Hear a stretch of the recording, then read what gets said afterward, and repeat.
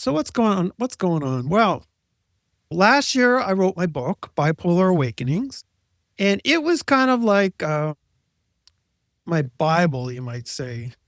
It's like I would, for me in my world, it's like my book is here, the Bible's there. The Bible just doesn't quite measure up. I mean, have you ever read the Bible? It's not that great a read, be quite honest. It's all over the place.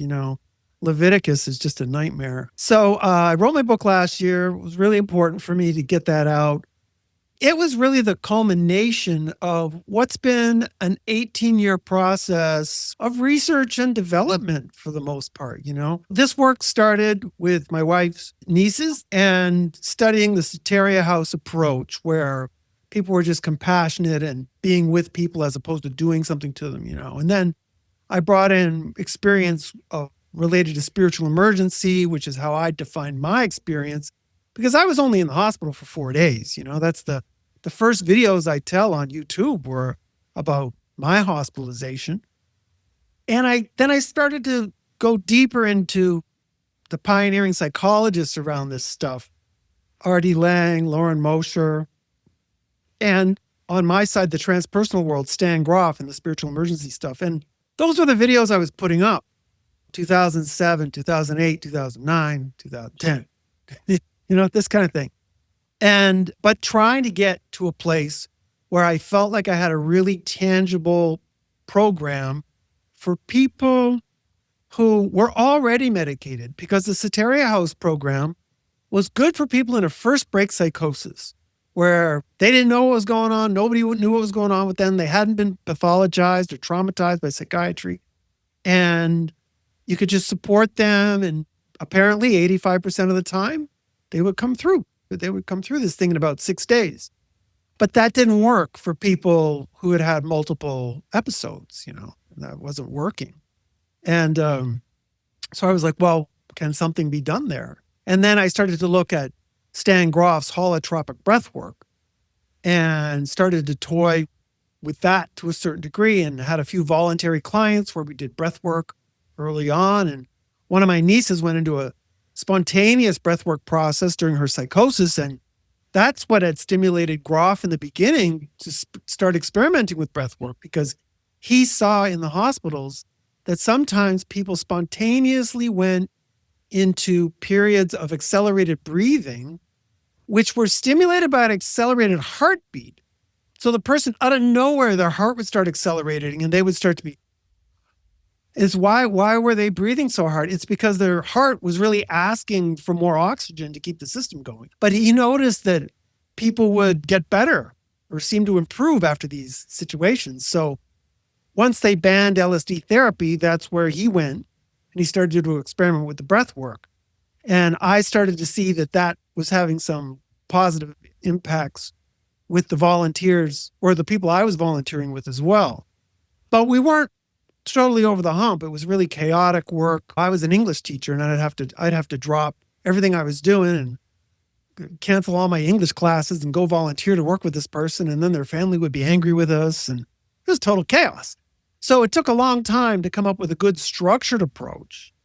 And Monica Kettler was one of my very first clients. I had a client in Romania in 2013, just one. And then Moni was the second client I had in 2014. 2014, I went to Romania, and then I went to Germany and I worked with her. Okay. And then that same year I went to Finland and worked with Kirsten Ogard. And those three first women, they all had two things in common. Super dedicated to my work. The woman, Livia from Romania, had translated all my work in Romanian. Moni had translated all my work into German. Kirsten was a big fan as well. Super dedicated to my work. It really was in there. But they all had just an edge. Like they were fighters. They were real kind of warrior type women, really strong. Really, all three had this very strong kind of like, I'm ready to fight the system and I don't care what's in my way kind of mentality. And that made for a really great relationship with all three, because it was kind of easy to form a relationship because we had amazing trust, but then they had a lot of guts too. And so we had quite powerful healing processes with all three. And I think that honestly, that the sort of divine intelligence guided these three women to me to work with me. And then that let me know that, hey, I'm on the right track here because I've had 3 home runs and three retreats. This is going great. Moni went off her medication. She'll tell more of her story later, but she went off her medication after one retreat. And really, there were a few bumps, but really never looked back. You never had to go back on medication again. So that was really encouraging. And then as the work continued, I had different types of people come at me, different challenges, people that weren't exactly my profile, you might say. And then other ones that was, really successful. And so I just had this sort of learning curve for the next 6 years. And I was in Europe 6 years in a row. I'd been to Italy when I was 18. And then at the age of like 52, I went to Romania. So Italy and 18 years old, and then 52 Romania, and then 53 back to Europe, 54 back to Europe, 55 back to Europe, 6 years in a row. And then it was like, I just knew, okay, this phase is done. I came back to Brazil. I started to work with some people in Brazil. And I kept thinking, okay, these retreats are great, but we're not going to change the world in this kind of modality because I'm only helping 12, 15 people a year. That's not enough. And so started to experiment with distance work. And that came out of what Moni and I discovered together with another client of ours, Tim Canote. We figured out that we were actually inadvertently picking up energy from other clients and working as like surrogates for them. So if they had unconscious material that they couldn't handle, that was coming to us. And it was knocking us out sometimes. And so we had to do the breath work on behalf of our clients. And so that was another phase. Okay. And I'm not going to get into all the details of this on this call. It's more of a culture call. But that led to me doing that kind of surrogate work at a distance for people where they'd call me up and say, can you do some healing work for me on a Tuesday night? And I'd say, okay. And that's what I would do. And I'd have the same sort of psychic content. I'd be working through psychic content for them in the same way, and really reached a peak with that work this year when I gave one of my clients a nosebleed. He's in Germany. And I said, how was your session? He says, great, but we got to stop because I woke up with a nosebleed. I said, okay, I think we've maxed this out. Okay. And that's what I mean. It's always been this curiosity about how do we push the envelope? How do we make things more interesting? And what I came to the realization at this point is that I don't think that the work that I've been doing is that complicated. It's simple, but it's not easy. That's the difference. And one of the things that goes back to the Soteria method is Lauren Mosher, the psychiatrist who founded Soteria. He discovered that empathetic undergraduates were more effective in helping people return from psychosis than psychologists and psychiatrists with their PhDs. And why was that? It was because when in moments of tension where this person in psychosis would turn around to you and be like, fuck you, the professionals would pull rank and be like, look here, I'm the PhD. You need to listen to me. And that would break the relationship.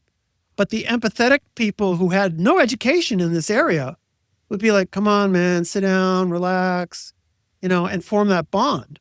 And then my work with Moni also kind of reinforced that idea because she became, after her work, she became the supporter.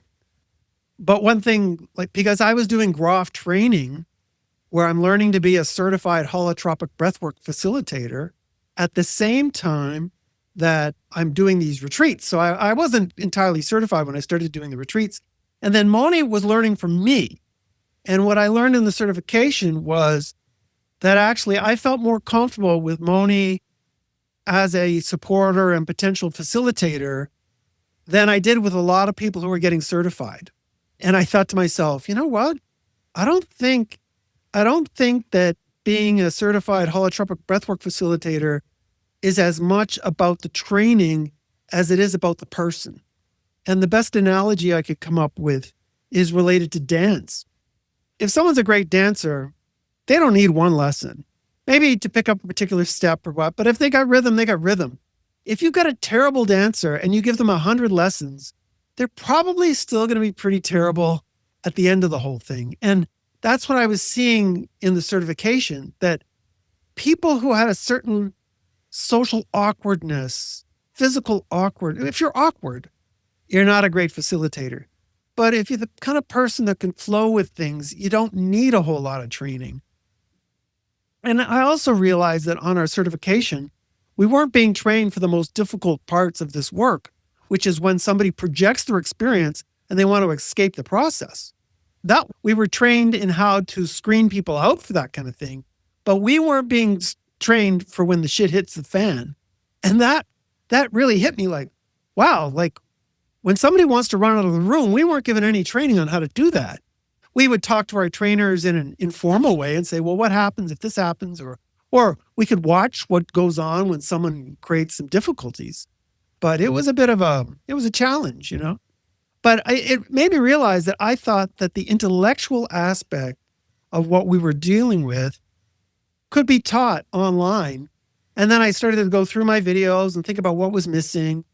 And I thought to myself, you know what, I can create a training program here that where any of you could at the very least get the intellectual understanding or the proper mindset needed to basically do a retreat on your own.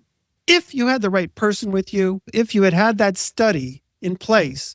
Now, of course, it would be very similar to if you had read a book on basketball and then decided to go out on the court. You've studied really hard on basketball, but you've never dribbled. You're probably not going to do very well no matter how hard you study. So I'm here for paid online support. Monica Kettler as well. She could do this kind of thing. We hadn't even talked about that, but that's something that she could do. But part of what I wanted to introduce here is this idea that I'm looking to help people learn how to do this on their own. And like Moni, potentially do things for other people. And that somehow I feel like a healing culture needs to come forward for that.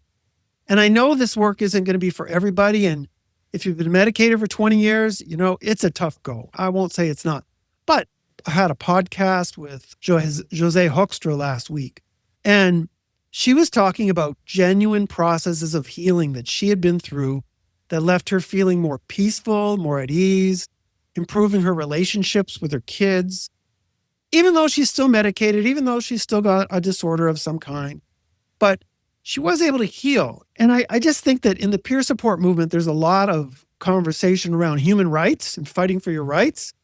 And that's important. But if some of that energy could be steered inward, just really steered inward to like, if, for example, the way people talk about exercise these days, when people exercise, they exercise, 3 or 4 times a week.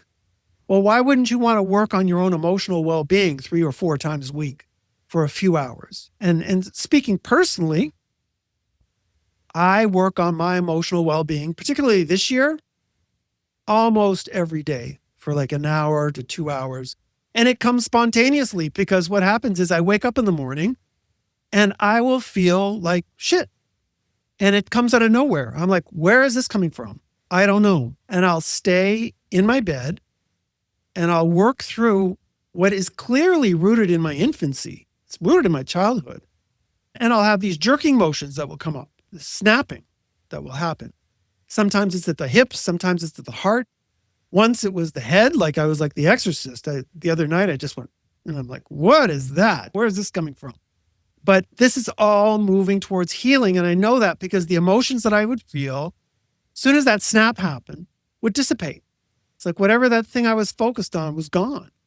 And so I would take a lot of time with those moments. And right now I'm dealing with them more as they come up spontaneously. But it's been a very healing year. It's been a very healing year. And so I thought, let me just show you a little bit about the course to give you this idea like of creating this healing culture to a certain degree. And there I am. You see me hanging on the cross. Just kidding.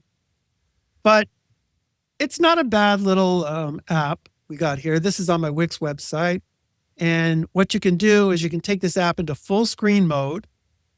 And then you've got your whole like row of items here. Join the Awakenings program. I've got a few introductory videos that come up. And then an orientation. That's part A, the orientation.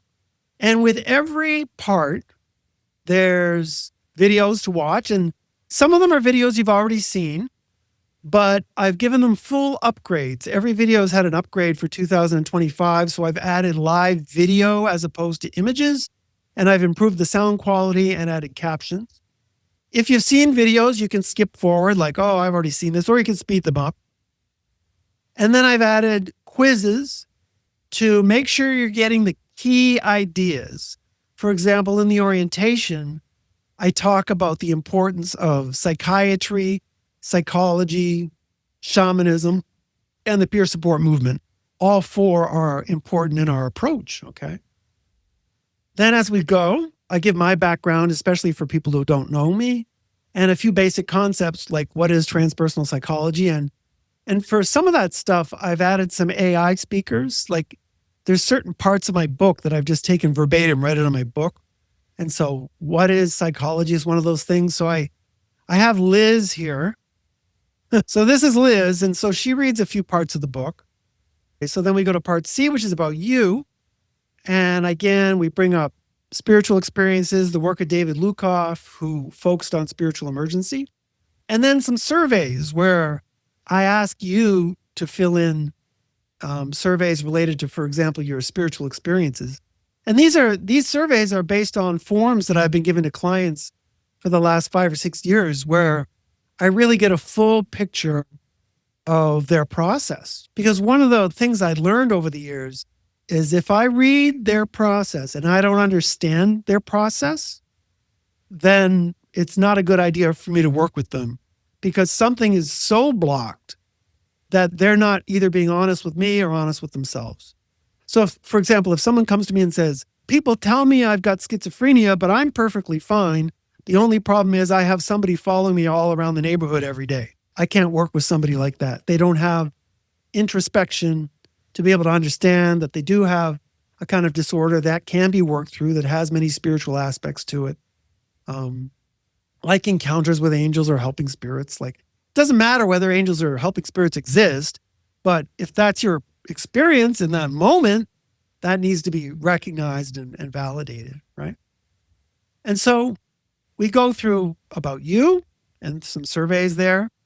Then I talk about the risks and the need for support, because projection is a very important thing that I explain there. But basically the idea is that if something disturbing is going on inside of you and then you put it out into the world in a threatening way, you're not healing. And two ways that comes up are paranoia and hallucinations. So I've got videos that I've done there on that. Then I talk about the breakthrough theory that I talk about in this work. And that's where I bring in not only Stan Groff's work, but also Ken Wilber's. And I went really nerdy on Ken Wilber. I know some of you are going to hate it, but I've got like 5 or 4 videos on Ken Wilber, his work on the evolution of consciousness, because the way I see things, it has vast implications for my work. And I want that to be shared with people who are going to do this work and take it seriously. Then I finally get to the healing methods, where I give you guys a full orientation on holotropic breath work, the exact orientation I give to people when I do paid groups for holotropic breath work. And then we get into a few other aspects there on the deeper end.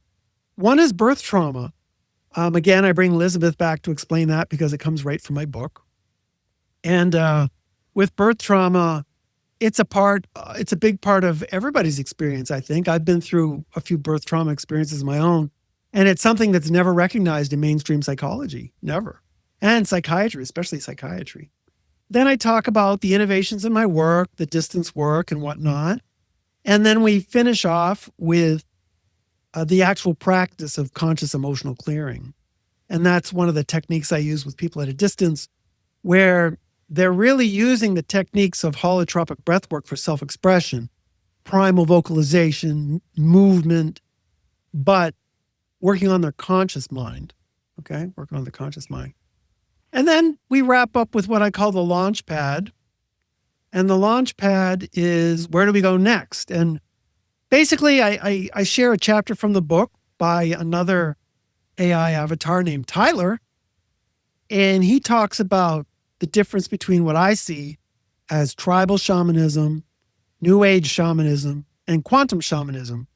And I see what I'm doing and what you all, not all of you, but I think a lot of you have the potential to be doing is a type of what I would call quantum shamanism, where you're getting in touch with this healing field. And if you know how to work with it, I think you've got great potential to heal your own situation. And once you've made certain progress in healing your own situation, you can start to help others heal as well. And that's why I wanted Moni to come on. I wanted you guys to hear her story. And wow, this went a lot longer than I thought. I'll stop the share here. And, but I think I should open things up to a little questions. Are there any questions in the chat, Moni, that I should talk about before I hand it over to you? Yes, there was one from Sandra. Are there any certified breath workers in New Zealand? I don't know if there's any in New Zealand, but for the most part, certified breath workers will not work with you if you've got bipolar disorder. And the reason is that the typical holotropic breathwork format is a group format of a limited time frame of 3 hours. Well, it's 12 hours, but it's like, it's a very complicated format, and it's not secure enough for someone who might go into like a deeper process. And so Groff was always worried about people going into these deeper processes. And that's why I created the retreat. But what you really needed on the retreat was a safe room to do the work, somebody who knows what you're going through, and unlimited time frame. So you don't sit down for this work and say, well, why don't I do some holotropic breath work before lunch, and then I got to go pick up the kids, and then I got to go to work. No. You take the whole day off. You take the whole day, your supporter takes the day, and you really plan the day around that. But think if you've got it, and be aware that you might even need to be there the next day. Okay. But on the whole, if they're medicated, like I've never had an issue that didn't resolve itself with a client within 6 hours. I'd say 6 hours was about the most. I've never had to hospitalize anybody in 50 retreats. So the holotropic breathwork format, as I explain on the course, is not recommended, but with modifications, we can do things. Okay. And I call that modification bipolar breathwork, we'll call it. So Moni is a uncertified bipolar breathwork facilitator by Sean Blackwell. What point or state are we healing to? Oh, that's a good question. Yeah, what is healing actually? It's a little tricky because every moment of deep healing will take you to a place where you start to feel more peaceful. Every single one. You'll notice it right away. There's this kind of thing. But it can be a challenge to get there. But when it happens, it takes you to a more peaceful place. You will be less triggered in certain specific situations. I would say that. So healing always implies more peace. But I see it like you guys are sort of in what I would describe as, for the lack of a better word, kind of a highly traumatized, extra sensitive zone. Like you're sensitive people that have kind of been highly traumatized. Once you heal some of that trauma, you'll get into that normal zone, we might call a regular zone of regular people, because everybody carries trauma. Okay. I'm still carrying trauma today. But if you keep working on yourself, you can sort of surpass what would be considered a regular person. And then you're in a place where you can actually take on the energies of others. And so that's kind of where I'm at in my path. And we actually had a situation with Moni where she was picking up energies almost as soon as she started healing. But correct me if I'm wrong, Moni, but the energies were really throwing you for a loop. I mean, she'd go out for 12-kilometer runs just to burn off the anger, And after 1 year, I said, look, if you're going to work with people, we got to do deeper work on you, because these people are throwing you 6 ways for Sunday. And that's what we did. So maybe I'll turn it over to you now, and Oh, there was one other question. Have I ever worked in units? No, I haven't. And I've looked at trying, but at this point, I just haven't found the right cultural fit. It's pretty rigid there. Even things like touching, like we need to have physical contact with people. And if you're in the US, they'll be like, no, you cannot touch people, period. What role does fear play in creating a culture of healing? Ruff asks. You know what? I'm getting a little hoarse. So how about in your little talk, maybe you can answer that question. All right. Right away? You mean No, no? not right away. You tell the story and then we'll come back to it from yours. Because I think fear played a pretty big role in your experiences. Yeah, sure. Yes. Yeah, sure. Okay, so I'll shut up and give you a little space here. Right. So, yeah, I quickly wrap my story up. I think I would like to focus more on what I'm doing today now that I feel myself, I'm healed, at least when it comes to my diagnosed disorder. So in 2013, I had a major life crisis, and a really meltdown, and a lot of traumas from childhood and so on overwhelmed me and came up, and it got me into emergency room of psychiatry, and then I was diagnosed with bipolar disorder, rapid cycling. So I never really faced a big psychosis in my mania or so, but it was just this sudden swing of going high and then low and all this, and I didn't know who I was anymore, and it was really causing so much tension. I was hospitalized almost for 9 months, in and out.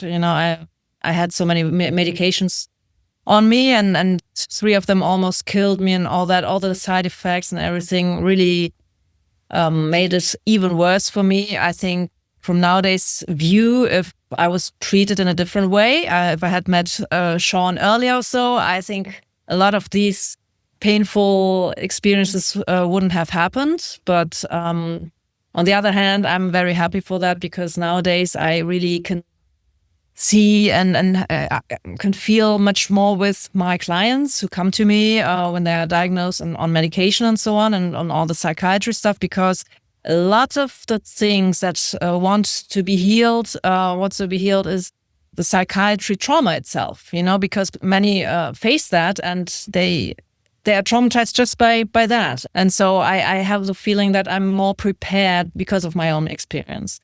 And then I read Sean's book, and I found the YouTube videos, and I was so, enlightened in a way, because I felt like they had told me I would be on medication for my life, and get along with it, and there was no solution, no other solution. And I was like, no, I'm a fighter.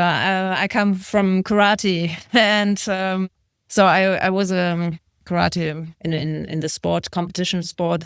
And so this was always my stance, to really, if I'm convinced of something, I'm going for it with determination, and I'm not afraid. And so I felt like Sean's approach to this and his mindset about all these things, also the spiritual aspect of it, was the missing piece to my healing. And so I got in contact, and I had a retreat in 2014 with him. And that was when I could go off medication right away. After 6 weeks or so, I really went off the medication. I had a 10-day retreat, in which I had 8 breathwork sessions, which were very, very gruesome in some ways, very painful.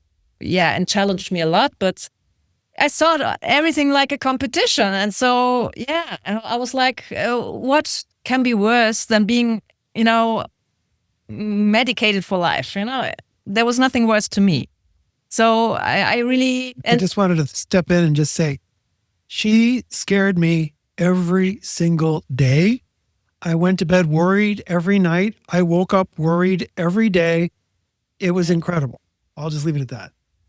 Yeah, and through the breathwork sessions, I not only experienced that I could heal something with the body, also that I could.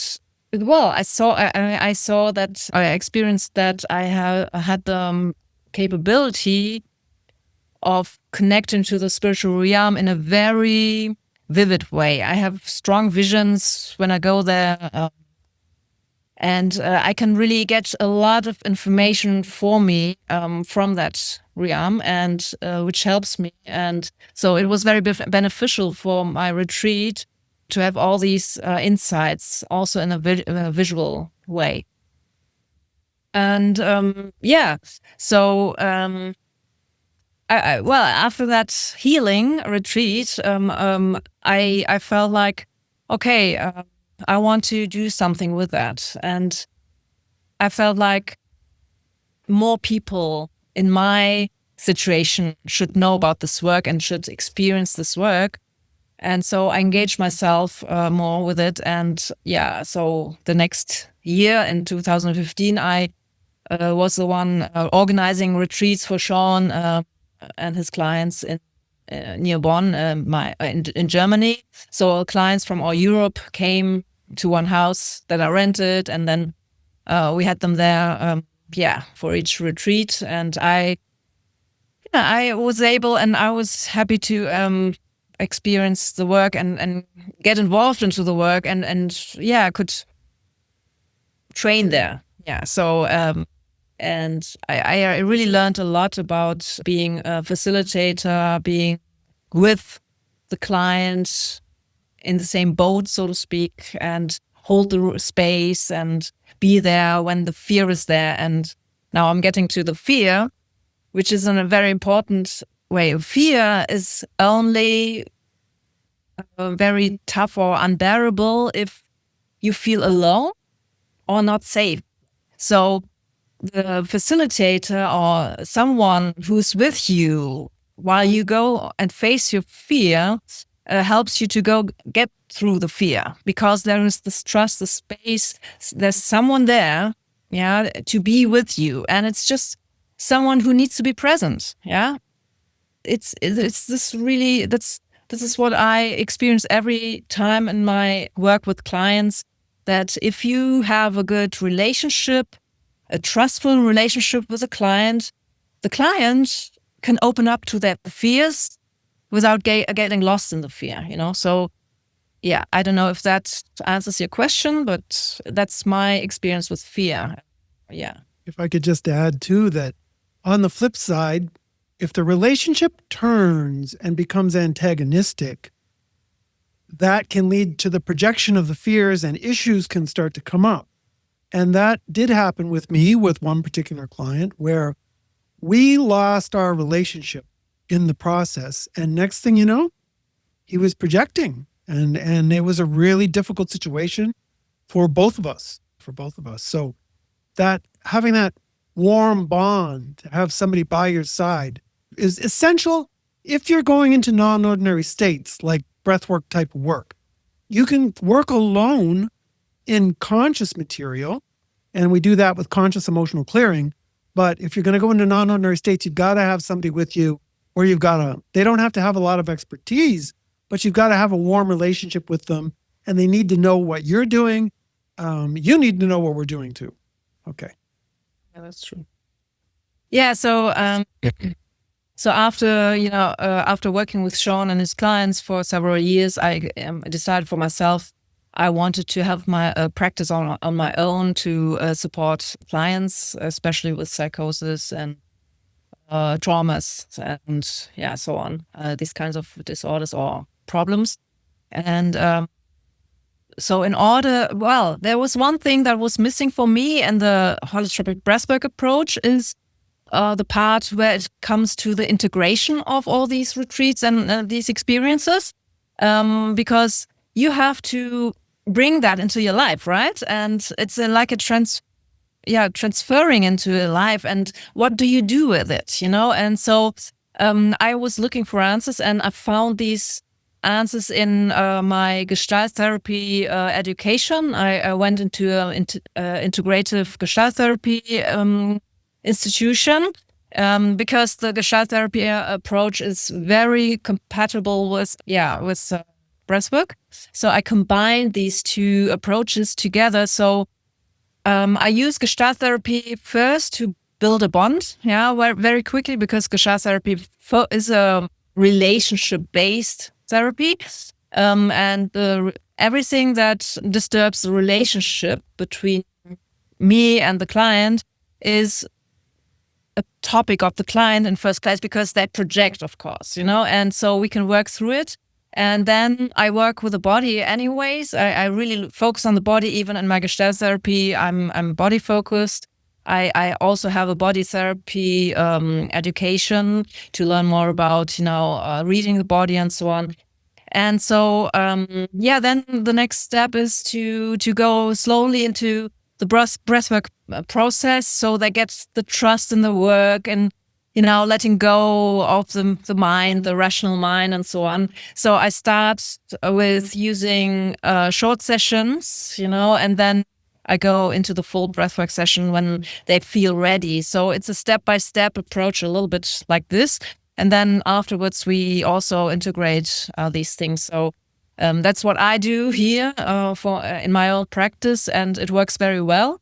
But like with everything, it doesn't work for everyone. You have to be ready, or you have to be motivated to really go deep into yourself and face your shadows, face things that you don't want to see, and all this, and feel, and some people want to have the cognitive solutions. And so, there is sometimes, you cannot say it helps everybody, but I think it's a very powerful approach, because you need the body to get through your traumas and through your emotions, because they are all in the body, not in the head in first place. Yeah. That's how I see disorders as well. Yeah, and Moni, I think that when you said it's not for everybody, a big part of it is that we don't have a culture that understands deep spiritual, emotional, somatic healing in this way. Yeah. Telling somebody that your mental disorder is in your body, that sounds like lunacy for psychiatry right now, and for most mainstream people. So that's when I was talking about cultural change, that's what I'm talking about, where if we have a conversation, if Moni and I have a conversation about spiritual, emotional healing, we're on the same page and we get it and we have a wonderful conversation. But I can't talk to anyone in my family about that. I mean, they're completely lost on that topic. So you need a culture to sort of adopt these ideas. And then, once the early adopters are there and they're doing it, then other people sort of get on board. And one good example is, for example, when I got certified in 2016, breathwork was nowhere. It was not on the radar at all. And now it's like this buzzword where, my God, Tony Robbins is using breathwork, and all the sort of spiritual gurus are talking about breathwork these days. A lot of issues with that, but it's just showing that, the world is opening up to somatic healing. The world is opening up to somatic healing. And I'd say one other thing I wanted to add was that my work is based on holotropic breathwork principles, but I've innovated. So I've sort of left the church of Stan Groff, you might want to say, because he was the creator of holotropic breathwork. It's very patternized, formatted. But then Moni, she's gone her own way too, and she's innovated with this Gestalt-inspired way to go. And from my perspective, as long as the basic principles are being respected and honored, then we're good to go. And you can take this work in a variety of ways. I've found some ways that have been very helpful, and that's the way I go. Moni's doing things a little bit differently. Yeah. And, mainly, it's the same. Yeah, we're on the same page to the point where I can trust that what she's going to do is good for her clients, as good as anybody I know, and hopefully vice versa. Yeah. And everything that I could experience as a surrogate breather, with my visions coming from the clients, with the energies coming from the clients, I can use now as a tool as well. So after a breathwork session, for example, where I'm the facilitator, and also I get all these vision like a surrogate breather, but I don't breathe. I'm just sitting there. And nowadays, I feel like I've cleared myself so much in all my topics that I can really be here and there at the same time without getting crazy. So the energies go out again more fluently, don't get stuck in me anymore. So this helps a lot, and then I can use my vision, so to speak, as a feedback. Like, do you want to know what I saw, what I experienced, and then I give it in my perspective, and then most of the time it really matches the experiences they had, and so it's really good as a confirmation for the client also, and to have a validated experience in a way that what came up during the session is the truth for them. It's real. It's not something like they made up or so. Yeah, and in the beginning, I didn't really know what to do with Moni's previews or whatever we would call them, but I continually found them to be helpful and accurate. So I just trusted it, and I still think we've got to check her DNA. I'm not entirely convinced she's 100% human. Might be one of those hybrid type people. But I don't like that thing where she gets where she feels the energy and then she gets visions in the moment. I don't get that. But I get it at night when I sleep, for the most part. I'll have nightmares about people. And I think that this is probably a common thing because Moni isn't the only person that I've worked with that's had surrogate type capacities. It seems to be actually a fairly common thing, even to the point where one of my clients' girlfriend, who was 22 years old, had no experience with transpersonal psychology, had done one breathwork session, and yet she started acting as the surrogate spontaneously for her boyfriend's birth process. And I was totally shocked because she had no training or preparation at all. So I'm like, okay, if this girl from Calgary is doing this, it's a common thing. The healing field will work through people close to us if they have that empathetic aspect. Yeah. I'm hoarse. That happens when I get excited. Maybe it's a good time to open up more questions about things. So. Yeah, okay, let's look at a few questions. How does this tie in with acceptance of one's condition? Or how do we remain careful not to pathologize? I think it's a very interesting question. And just yesterday, I had someone telling me that, it's not right that I use the word bipolar on my site. But I'm like, if I don't use bipolar on my site, how are you guys going to find me? Right. So it's sort of out of necessity. But I think that eventually we're just going to have to break out of this model that we have some people that are sick and beyond repair and some people that are healthy. And I think the bigger issue might even be at this point, recognizing that healthy people have a long way to go in their healing process too. It's widely known, for example, that when people have bipolar disorder, they're often taking on issues of their entire family, right? And therapists know, you can have a client comes in and talks about their parents, and then you bring the parents in and you're like, oh my God, no wonder she's here with me. How am I going to help this woman? Her parents are insane. So I think, like I'm saying, if we have a culture of healing, then it becomes like, well, we're all in this process together. And for some people, they ended up in the psychiatric hospital because they went a little too far off the deep end. They thought they were Jesus. They're stuck in traffic. They're in danger to themselves and for other people. They've got to be hospitalized, But hopefully the hospitals can improve. And the whole perspective of like, well, there's no hope for you. You got a chemical imbalance. You're medicated for life and that's it. It's like, there's no science behind that. There's no science behind that. So, yeah. I have a question. Is it okay if I speak it rather than chat it? I guess, I'm just feeling really moved to help further the cause of bridging and, of course, getting spirituality into the psychiatric communities and into hospitals. But this is an obvious question. But this breath work and all these healing modalities can be done when people are on psychotropic psychiatric medication, correct? Yeah. Yes. Okay.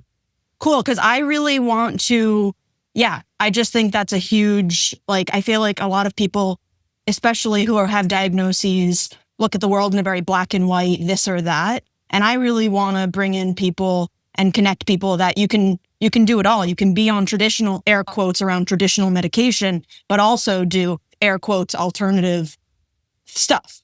Yes, and we recommend to our clients that they stay on the medication for a while, especially during the process, and then later on until they really integrated everything, because the integration period after a retreat or so can be about 4 to 6 months at least, So until it's really settled down, everything, and so that you can say, okay, now you're moving on and you're a step further ahead of your road. So it's really important to emphasize they should stay on the medication. And if they want to change anything because they feel better, then speak to your doctor about it, not with us, nothing like that, or not for yourself, deciding for yourself. This is really dangerous then. Yeah. And that's where we look at psychiatry as a tool, but not a way of life, right? And on that training program, one of the first things I say coming out of the gates is don't change your meds. Don't change your meds. Wait until you're feeling continually exhausted, because that's a sign that you're probably over-medicated. If you're just dragging yourself to get out of bed, you're over-medicated. If you go to the psychiatrist and say, I feel amazing, I had this healing, I feel great. It's like, well, if you feel so great, why do you need to go off your meds? And he would probably say it's the meds that are making you feel great, So just stay on the meds and just work on your healing. That's the way I look at it. And then if you get to a point where, it's the meds are really getting in the way because I can't get out of bed, drop them. Slowly withdrawal with the guidance of your psychiatrist. Slow 25% withdrawals. Oh, and Lily, regarding your comment, that's why I changed my name from Am I Bipolar or Waking Up a decade ago to Bipolar Awakenings. So when people come to me and they say, what do you have? I say, you're having a bipolar awakening. And they're like, well, is that spiritual or is that mental illness? I'm like, it can cut either way, but you better take it seriously, And if you do take it seriously, it can be really transformative. And I know everybody on this call is taking it seriously. You just haven't had the help. But if you don't take it seriously, it can really ruin your life. It can really ruin your life. So, and at this point, we're definitely in a place where the vast majority of people don't take their disorder seriously. And if they do, they just cave into psychiatry and they say, well, that's it. And I'm meds for life. And I want to hang on to my job, hang on to my family. And can't say that I blame them, but that's why we need a healing culture, right? That's why we need a healing culture. Laura asks, from a business perspective, how do you protect yourself as a guide healer working with vulnerable people? Do you start with having your clients sign legal agreements that stipulate that you are not a physician? Well, for me, I think it's different than for you, Sean, because I'm in Germany. I'm under the law of German law, and I may have a license for alternative practitioner, healing practitioner for psychotherapy. So I needed this license to work with clients with diagnosis. So I can work with them when they are working together with a doctor in first place, and I support them with the psychotherapy part. And of course, they have to sign something. They have to sign, I stay on medication, I'm, with a doctor, I'm doing this and that. And so I have agreements before I start working with them. And also it's common law here, that I have to clarify, the risks and everything. It's a treatment without the guarantee of being healed, right? So I cannot give any guarantee of healing. So, yeah. And on my end, I'm completely unlicensed. I have a company here in Brazil, but my wife is the licensed psychologist. And when I go into another country to work with people, it's tourism. It's just tourism. So we have we have a client agreement where people agree to a certain format of do's and don'ts. But I don't really have a legal document because I'm not legally allowed to work with people outside of Brazil. Although I can work with people inside Brazil without a problem. We don't have the same suing culture here, that kind of thing. But honestly, at this point, my interest is more in training other people than even being a therapist. I want to train people to do what I do. That's my vision. Sean, are you in your Terry Bradshaw jersey today? Yes, I am. I saw you wearing it at the inspiration for the training program video you posted 2 days ago or one day. Yeah. And I'm wondering if you watched it. Did I watch the video? Did you watch the jersey? Oh, did I wash the jersey? It has been washed once, but I believe it's bad luck to wash this jersey. I'm kidding. So I know you're kidding, so am I. For those of you who didn't see the video, Terry Bradshaw is my what's the word I use in the mascot? Like my lucky charm is this quarterback. And the reason is that the Pittsburgh Steelers were founded in 1933. Terry Bradshaw joined the team in 1970. And in that period of almost 40 years, Pittsburgh Steelers never won a single playoff game and were actually only in the playoffs once and lost that game in 1947. After he joined the team, a lot of other Hall of Fame players joined the team as well. They ended up with 9 Hall of Fame players on the team in the 70s. They won 4 Super Bowls, NFL champions. And then after they won those Super Bowls, even though all those players retired, they kept on winning. Since that time, they have been the winningest team in the NFL, going to the playoffs more than any other team and tied with the Patriots for most Super Bowls. So we're talking about a team that after the drafting of one player had a total cultural change. Total. Where you expected to lose when you went to the Steelers before Bradshaw. After him, you expected to win, and you won a lot. And they're still winning. They're one of the hallmark teams in the NFL. So for me, it's like, that's what I want with this thing, bipolar disorder. You know, some people said, well, bipolar is a pejorative kind of topic. You really didn't say, could you just imagine a world where being bipolar was kind of status? Like, well, you know, my son, he's bipolar. Oh, really? He's bipolar? Yeah, he's helping a lot of people with their emotional issues. He's speaking to my ancestors. He's doing all kinds of psychic work that have been so helpful for us. It's funny to think about it, but I don't think it's that far. I don't want to give false hope, but I think that when people have spiritual capacities, they are going to be recognized more and more in the future. And a lot of those people are going to be diagnosed with bipolar at some point, because the madness always comes with the spiritual. Even Stan Groff said, and somebody wrote here in the comments that if you look at the spiritual gurus, guys like Osho, they always went through a period where they felt like they were losing their mind. There's no, this is why I don't like Eckhart Tolle. Don't like Eckhart Tolle. And if anybody knows Eckhart Tolle, you could tell him, Eckhart, let's get real here, buddy. Because this guy just acts like he had this epiphany and then he walks on water and he just floats around. He was sitting in a park for 2 years. Didn't anybody have an issue with that? Were his parents fine that he was just sitting in a park for 2 years? I don't think so. I don't think he's been honest about what he's really been through. I don't think so. And because other than him, everybody goes through some kind of nightmare, There's some kind of crazy non-ordinary state.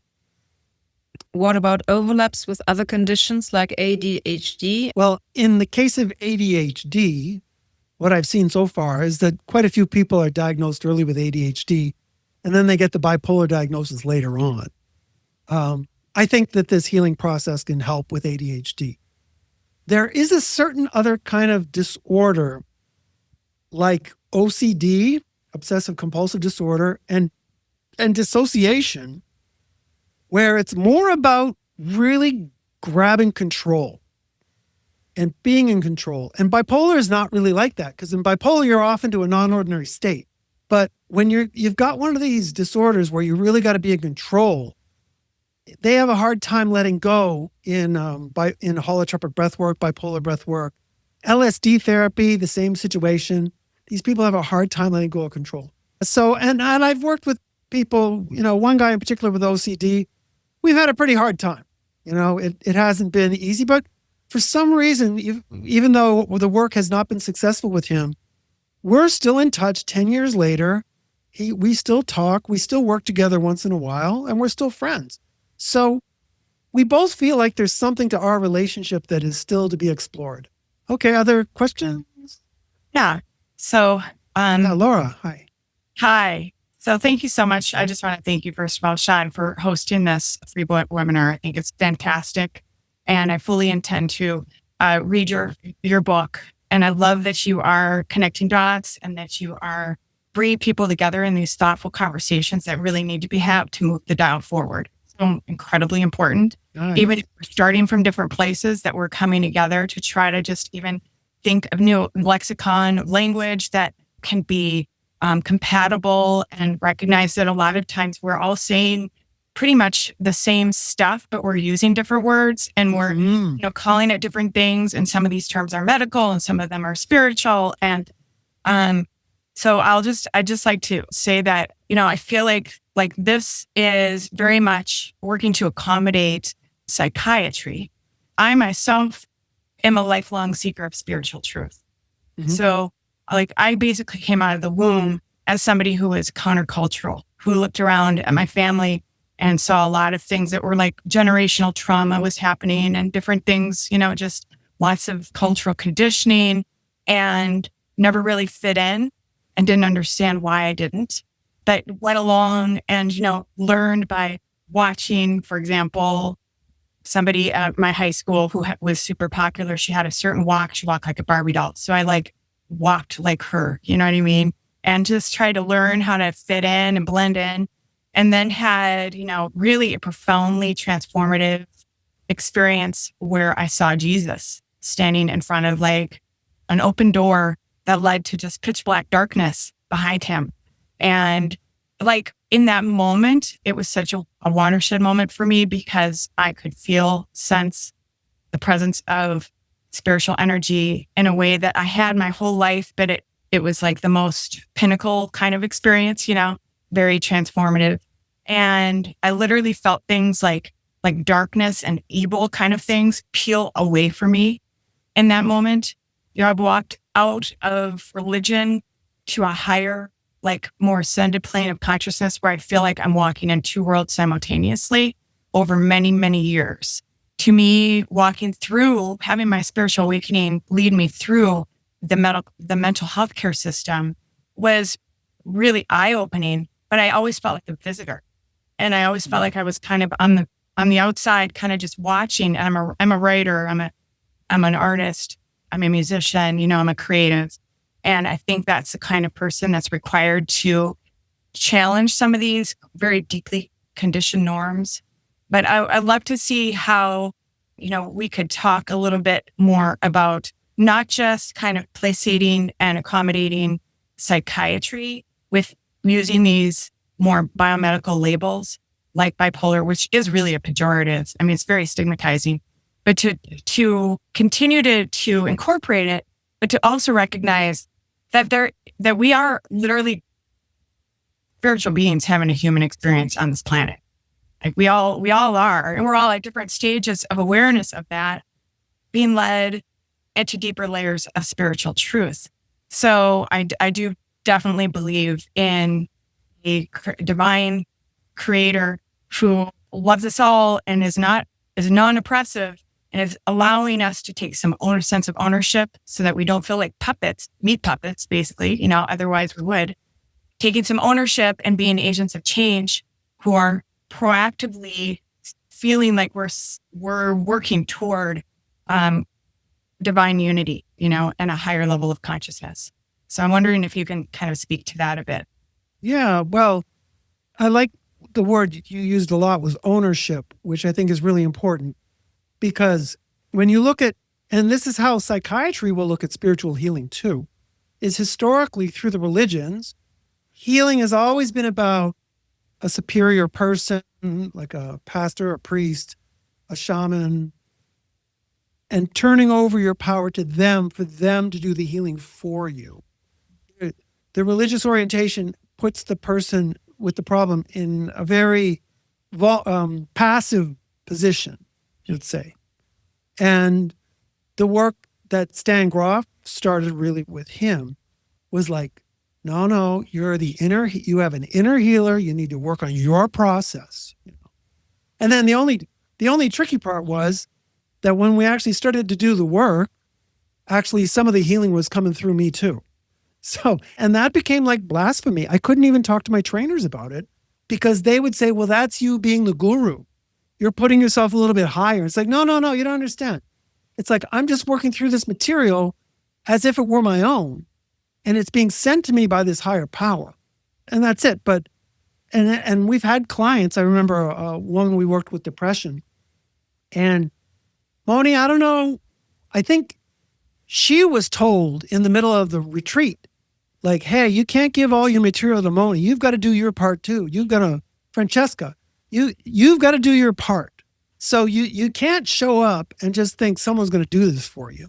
You need to be able to do your part. And that's where you're talking about ownership is really, really important. And I guess I'd like to add one thing, though, which is that especially politically, the US especially is just, I don't have words.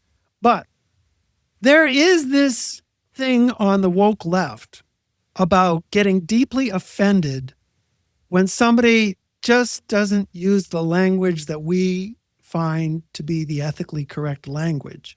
And this is especially true in the San Francisco area. And they got to let that go.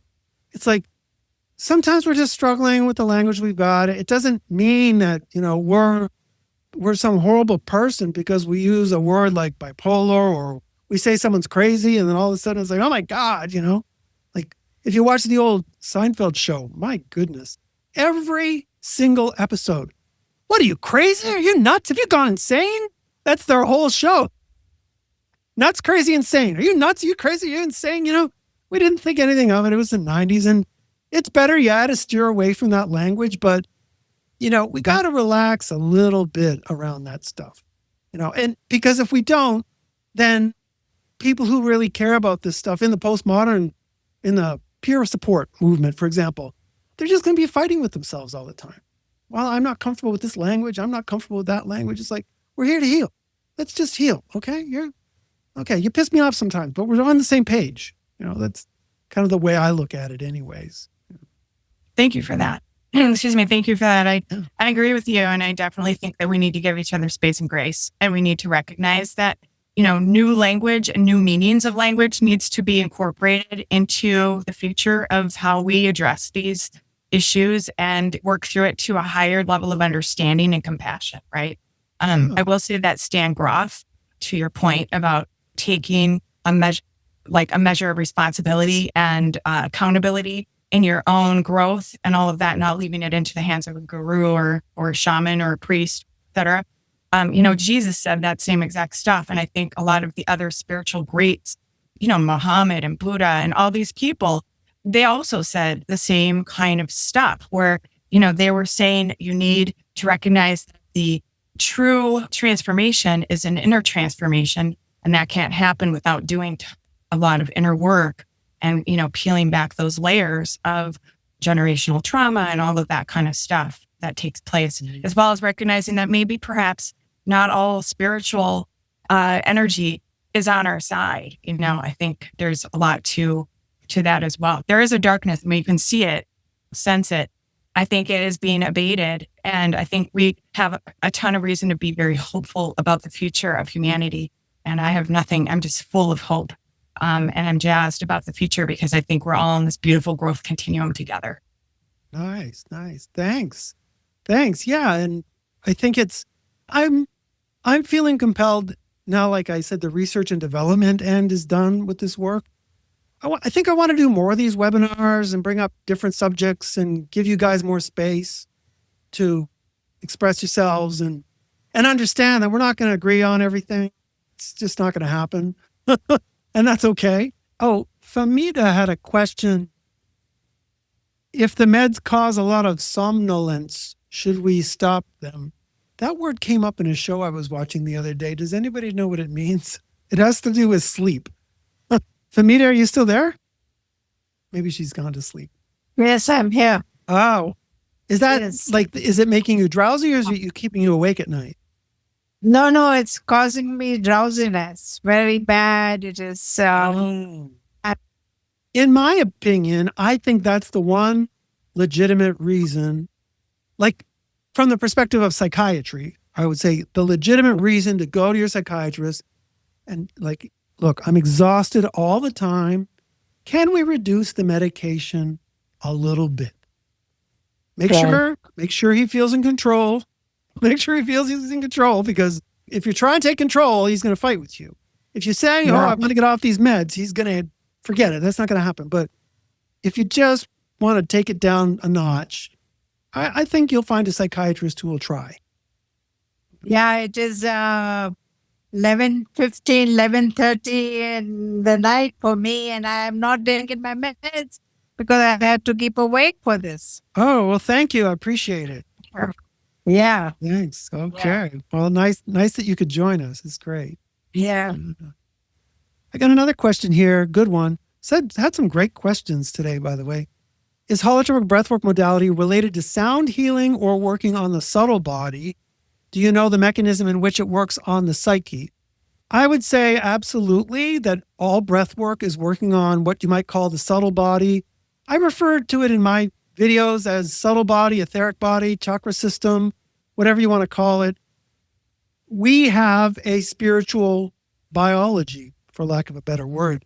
And that is assumed, it's like a scientific assumption. There's no scientific proof that exists, but we're all having these experiences and we're feeling hot and cold energies and we're feeling these tensions come up and all of a sudden your coccyx is on fire and you don't know why and you're waking up with your jaw locked. I mean, these are all somatic experiences, which, especially when people go into mania, they start to recognize that, oh, that pain in my back comes up every time I have a manic episode. Then we go to the psychiatrist and they say, well, that's just psychosomatic and that's it. That's just your imagination. And that they're missing the most obvious proof that this mental disorder is not in the mind at all. And then do you know the mechanism in which it works on the psyche? Yeah, I think the Kundalini system is basically synonymous with the psyche. Just part of it is in the unconscious, part of it is in the conscious. And the more we develop, the more access to our unconscious we have. Has metaphysical work affirmations been a part of your practice, Moni or Sean? Louise Hay teachings in particular, affirmations. Moni? Use affirmation? I'm not so into it. I'm working really with what's there and go into it.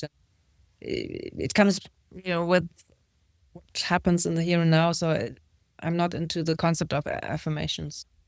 Yeah, I don't use them. I'm more of a Zen guy, meditator. I prefer to empty things out. That's my approach, is emptying things out.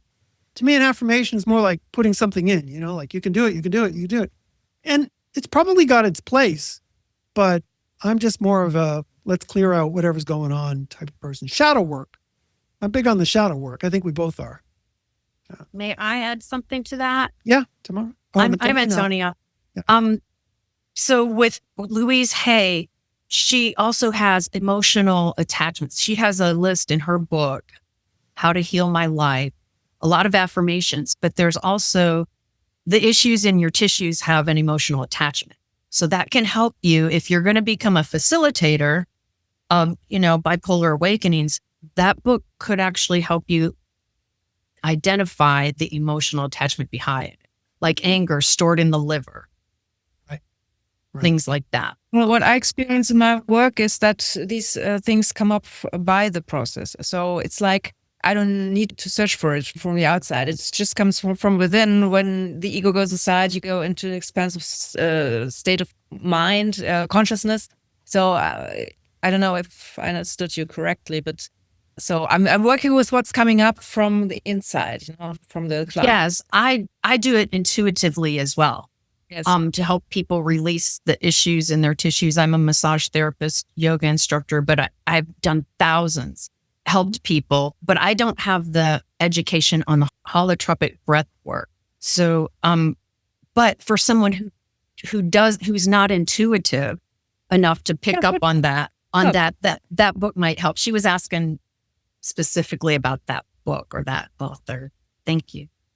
Yeah, sometimes you got to meet people where they're at, You just, okay, if that's where they're at, and that could be helpful, terrific. Somebody wrote a comment here. This is quite interesting. In my practice, I use some breath work and combination of guided imagery. And indeed, in some cases, I do need to actually hold a client's hand for grounding. Denia, you're the kind of person that this little talk is really for you, because it's like, okay, we take a person who's already got a sensitivity, who's already working with people, feeling compelled to help others heal, maybe working on their own issues as well. Maybe they've been diagnosed with bipolar, whatever. And you take this training program I put together, and all of a sudden you have a more solid structure for what you're working with. And now you're ready to go into the fire a little bit deeper for yourself and for others. Because what the training is really about is for when the shit hits the fan with you or with somebody else. Are you going to project your fear and run away? Are you going to try and grab your client and manipulate them and try and get them to stop behaving like so crazily, this kind of thing? You got to be ready for when that fire comes. And that's what it's about. That's what it's all about. Right? I'm just going through, seeing if there's any questions. Has anyone read The Myth of Normal by Gabor Mate? A little bit, Ralph? Wise. Yeah. Sandra writes, I'm halfway through and it's really helping her on her journey. I have a Gabor Mate impersonation, though. I do. It goes, now I'm going to help you get rid of your depression and live a happy and fulfilling life. Thank you. That's a good one. He is the most miserable looking therapist I've ever seen in my life. It's just like, why do people think he's so, I don't know, man. He says good things that he just doesn't match it when you look at him, Yeah. Thank you. I think we're done. I could feel the energy just kind of go, okay, we're wrapping it up here. We're good. I think we covered a lot of questions. I think it was a really nice webinar. If anybody's got any ideas for future webinars, I'm looking at doing this at least once a month, maybe even twice a month if the energy's good. If you got any ideas for webinars, let me know. So think about it if you want to do the course. It's the best I got. I don't have any more tricks up my sleeve. I'm done. So I guess that's it. Okay, guys? Okay. Thank you all. Thank you all. All right. Bye-bye. Bye-bye. See you later. Bye-bye.